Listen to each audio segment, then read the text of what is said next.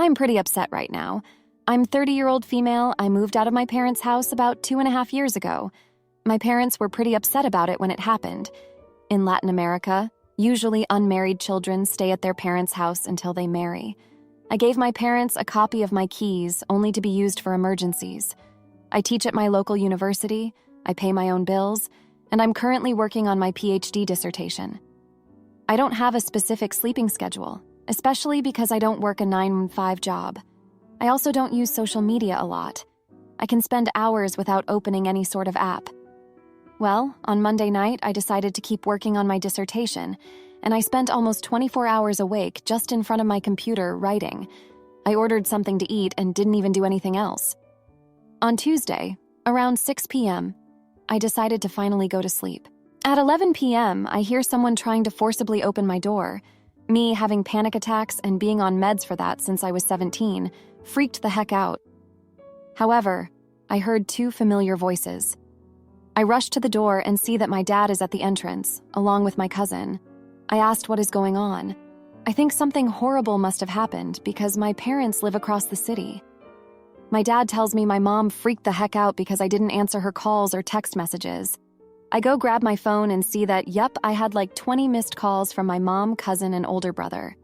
I didn't hear anything because A, I always put my phone on sleep mode at night, B, I never answer the phone after 10 p.m., and C, I was tired. I rushed out and see my mom and brother. My mom starts yelling at me for making her worry. They were annoying the entire building because they didn't know how to use the front door access key. My mom keeps yelling at me for not answering her calls or texts. I tell her that she messaged and called after 10:20 p.m. It's late and I'm tired because I've been writing for almost 24 hours exclusively.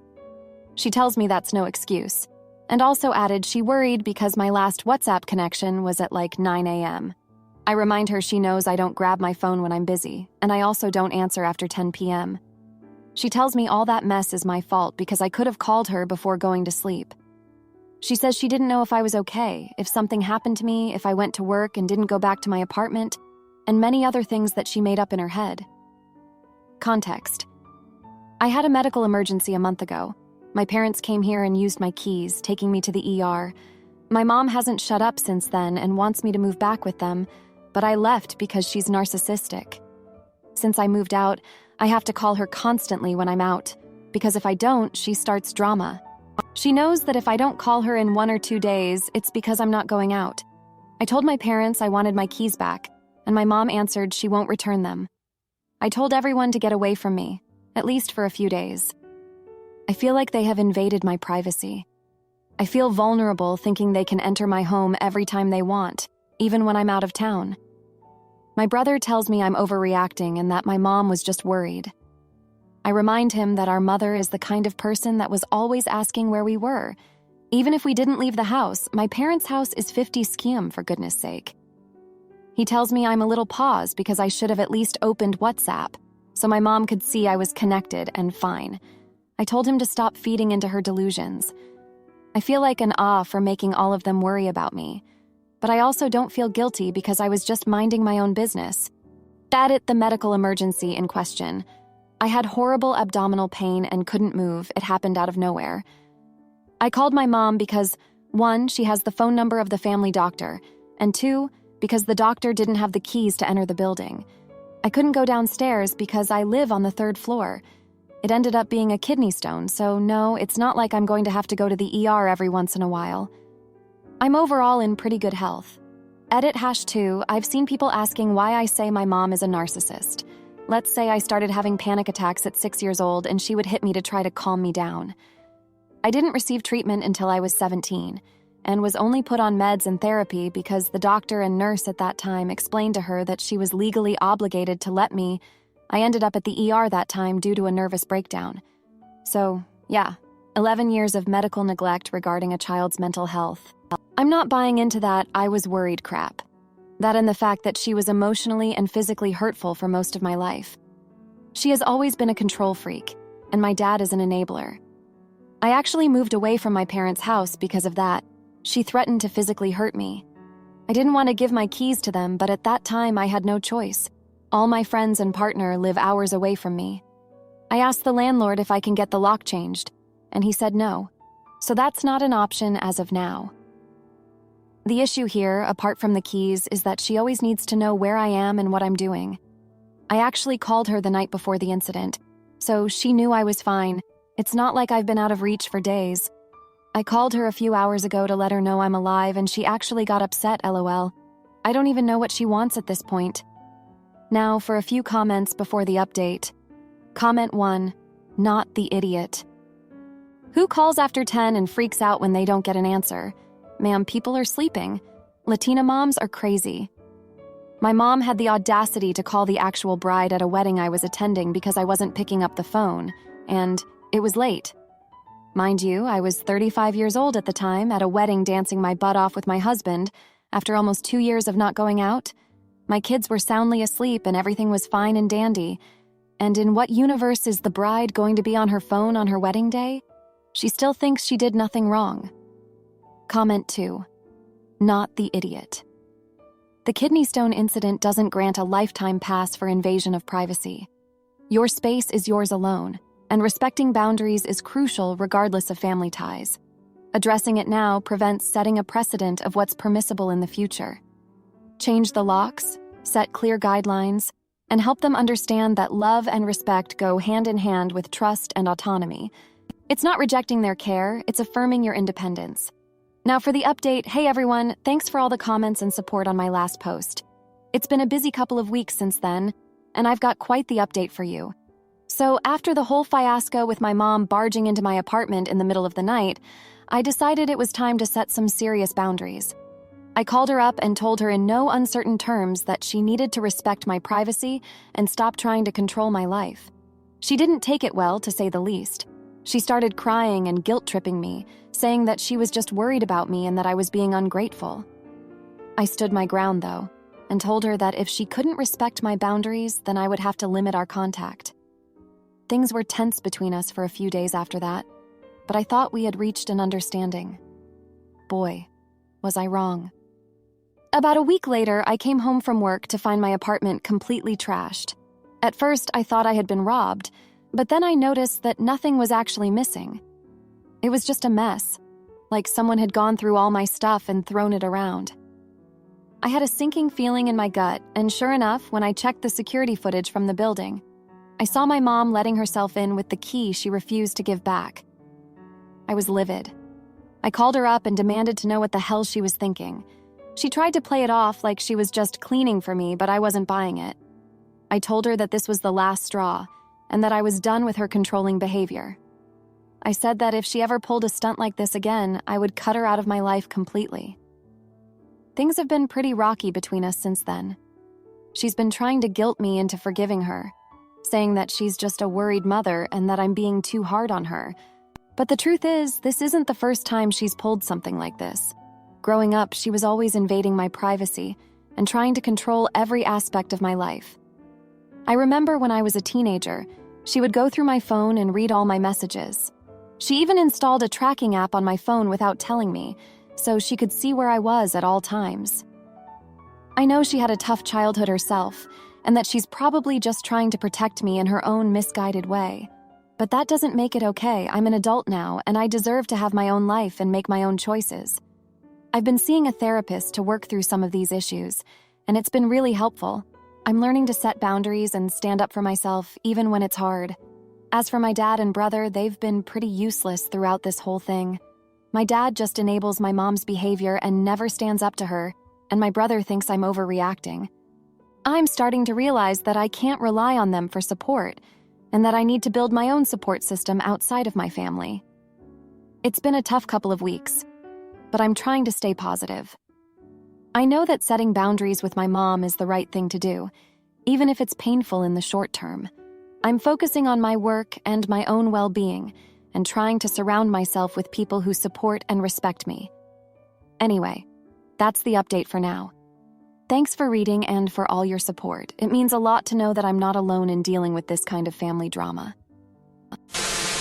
My husband always chose his mom over me on Mother's Day, so I made him plan an entire day just for me, and he finally told his mom no.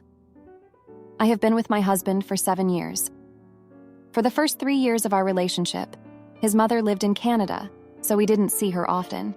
After that, she moved back to our home state, New Jersey. Her birthday is 2 weeks before Mother's Day, and we always end up taking her out for her birthday. Despite not being able to afford it, my husband treats her to a meal. And then on Mother's Day, it's the same thing. She gets to pick the restaurant, and we treat her to a meal. For the past 2 years, I have told my husband that I'm honestly fed up with doing this. I told him that we should consider her birthday dinner as part of her Mother's Day gift since it's so close to the same date. And for once, I would like him to give me a special Mother's Day. Last year, I was so upset because all he got me on Mother's Day was $12 storage bins for our kitchen. Then we went and treated his mom to a $120 meal. He said this year he would make sure my Mother's Day was special. Well, he was online searching for a gift for his mother for Mother's Day. So I assumed that was going to be the only thing he did for her this year. He typically doesn't buy her gifts and just takes her out to eat. The necklace he ended up getting her was around $130 because he had it engraved. But this morning, she called him and he said, "Start planning where you want to go out to eat on Mother's Day so I can plan ahead." I immediately felt gutted. I loaded up the kids and went to the playground. He called me 20 minutes later and asked where I had gone. So I told him I went to the playground. He asked which one and said he would come down. I told him I wanted space. When he asked why, I told him it was because, once again, he's doing everything for his mom on Mother's Day, on top of already getting her an expensive gift. So I know for a fact I'm going to be left out as usual. I was extremely hurt that he told me it wouldn't happen this year, and he went against that. He tried arguing that it's for both of us, but she literally gets to choose the restaurant every single time. I'm basically ignored the entire time I'm there and left to deal with the kids while he's chatting it up with his mother. I could understand if she wasn't around often and this was their chance to reconnect. But she's here nearly every other day. He says I'm being ridiculous and said, "How do you know I didn't plan something for you too?" So I asked him if he had, and he said, "Well, no, but I can." I told him to forget about it and in a petty rage, stated that I will just get over it and accept being an afterthought. Then I hung up. I then called up my girlfriends, and we made a plan to all go out on Mother's Day. I haven't been out in over a year. Well, I just got home and my husband said he had something in mind that I might enjoy. I told him not to bother as he and his mom will be in charge of the kids for the day. I will be treating myself to a girls' day. Now he is saying I'm wrong because I didn't give him a chance. Am I the idiot? Now for a few comments before the update. Comment 1. Not the jerk. You shouldn't be doing anything for Father's Day. Please tell us you don't do anything for him. Your husband is a huge jerk. Good for you for standing up for yourself. Don't go out for her birthday either. It's time for your husband to realize how horrible he is treating the one person who should be the most important. He's a mama's boy. He needs to grow up or go home to mommy. Comment 2. Not the jerk, you gave him several years of chances for him to do something that makes you feel special too, and he failed miserably. Enjoy your Mother's Day with your friends and your little ones. Also, tell your husband he can expect the same amount of energy and thought go into Father's Day and his birthday, and any other special occasion. He might get the drift. Now, for the update. Hey everyone, it's been a week since my last post and a lot has happened. First off, thanks for all the support and advice on my previous post. It really helped me gain some perspective on the situation with my husband and his mom. So, after I made plans with my girlfriends for Mother's Day, my husband seemed to realize that I was serious about not being an afterthought this year. He came to me later that day and apologized for not considering my feelings. He admitted that he had been so focused on making his mom happy that he hadn't stopped to think about how it was affecting me. We had a long talk about it, and he opened up about some things from his childhood that I hadn't known before. Apparently, his mom had always been really hard on him growing up, and he felt like he could never do enough to please her. He said that's why he always goes above and beyond for her now, because he's still trying to win her approval. It was a real eye-opener for me, and it helped me understand where he was coming from a bit more, but I also made it clear that it wasn't fair for him to prioritize his mom's happiness over mine, especially on a day that's supposed to be about celebrating mothers. We ended up agreeing that he would still take his mom out for her birthday, but that Mother's Day would be just for us. He promised to plan something special for me and the kids, and to make sure that I felt appreciated and loved, Well, Mother's Day rolled around, and I have to admit I was a little nervous. Part of me was worried that he would end up backing out at the last minute and going to his mom's after all. But to my surprise, he actually followed through. He let me sleep in that morning, and when I woke up, he had breakfast waiting for me. Then he told me to get dressed because we were going out. He had arranged for his sister to watch the kids for the day, so it was just the two of us. We ended up going to this beautiful botanical garden that I had been wanting to visit for years. We spent hours just walking around and talking, and it was honestly one of the best days we've had together in a long time. But the real kicker came when we got back home. He had secretly arranged for all of my girlfriends to come over for a surprise party. They had decorated the house, and there was food and drinks and music.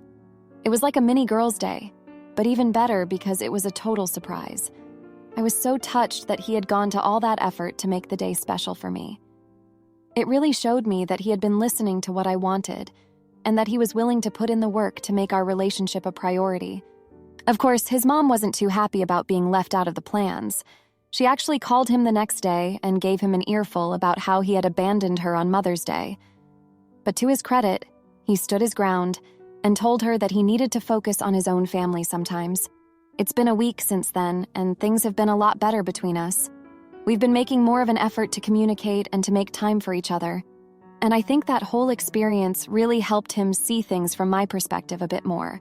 So that's where things are at now. It's not perfect, but it's a step in the right direction. Thanks again for all the support and advice.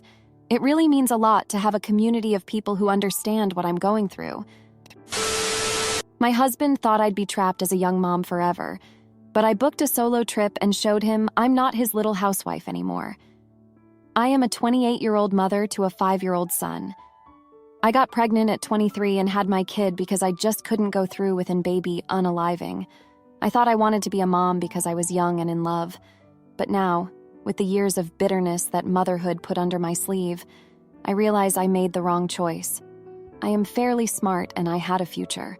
I wanted to travel, to do art. I could have lived a life I liked. Instead, my life ended at 23. Now I work a soul-consuming job that I can't leave because it pays the bills. I have no friends and no life outside my family.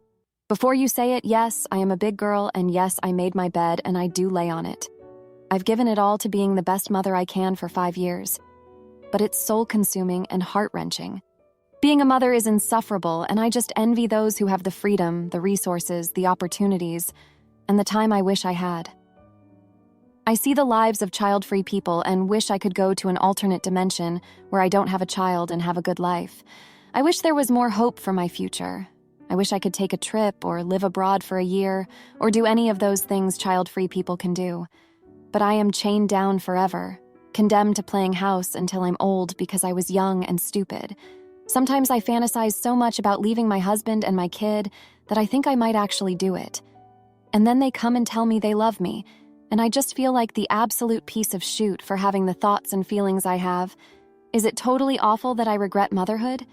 Am I an AH for thinking this? Any advice? Edit. I was fully expecting to get dragged through the mud here, but it was quite the opposite. I just want to say thank you for all you've shared. You've made me feel seen and hopeful. Reading all perspectives is incredibly valuable and is helping me clear my mind and see things differently and understand we all struggle.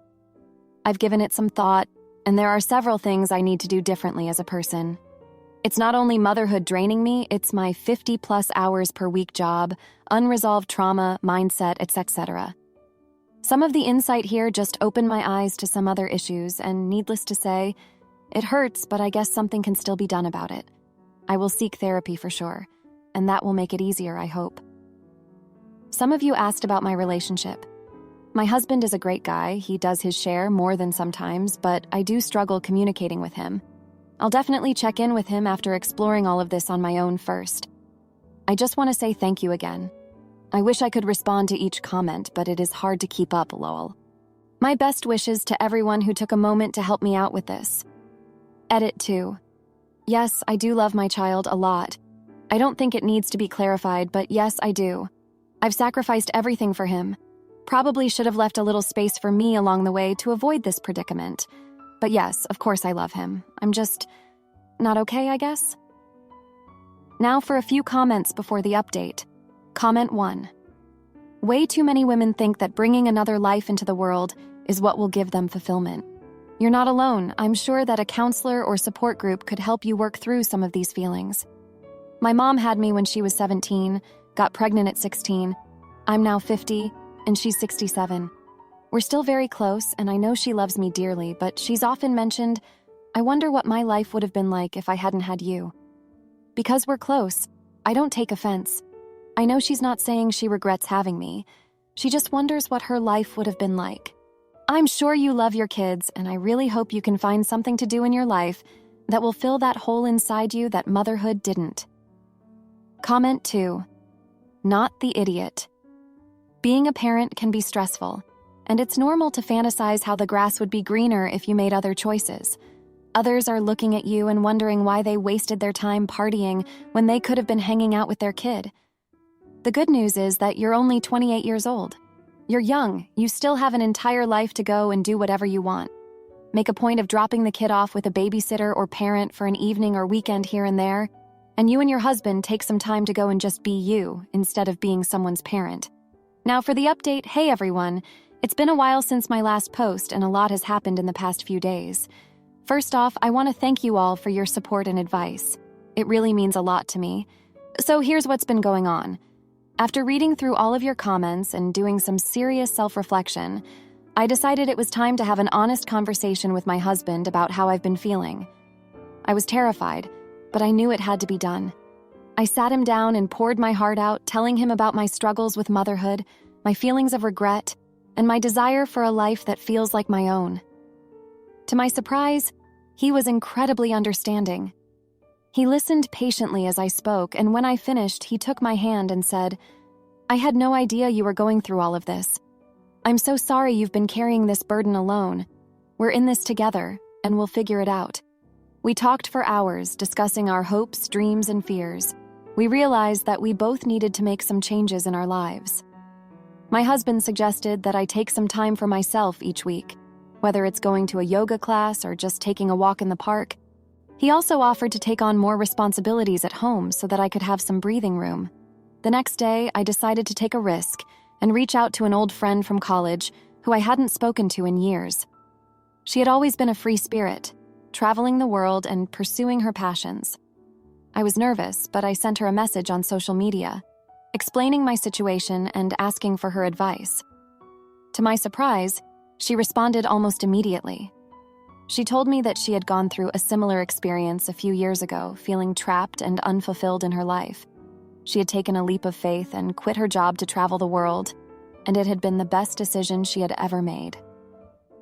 We talked on the phone for hours, and she encouraged me to start small. She suggested that I take a weekend trip by myself, just to get away and clear my head. I was hesitant at first, but my husband encouraged me to go for it. So I booked a trip to a nearby city for the weekend. It was scary, but also exhilarating. I spent the weekend exploring the city, trying new foods, and just enjoying my own company. It was the first time in years that I had felt truly free. When I returned home, I felt like a weight had been lifted off my shoulders. I realized that I had been so focused on being a perfect mother and wife that I had lost sight of who I was as a person. I started making small changes in my life, like taking a painting class once a week and going for walks in the evenings. It hasn't been easy, and there have been moments of doubt and fear, but I'm starting to feel like myself again. I'm learning to communicate better with my husband and to ask for help when I need it. I'm also learning to be more present with my son, to enjoy the little moments instead of always looking ahead to the next task. I know that I still have a long way to go, but I'm hopeful for the future.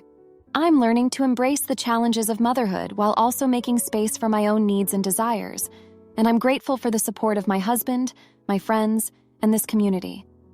Thank you all for listening and for your continued support. It means more than you know. If you liked this video, you'll probably like these too. Also, while you're here, please consider subscribing. It's your support that keeps this channel alive and allows me to make better and longer videos. Have a great day.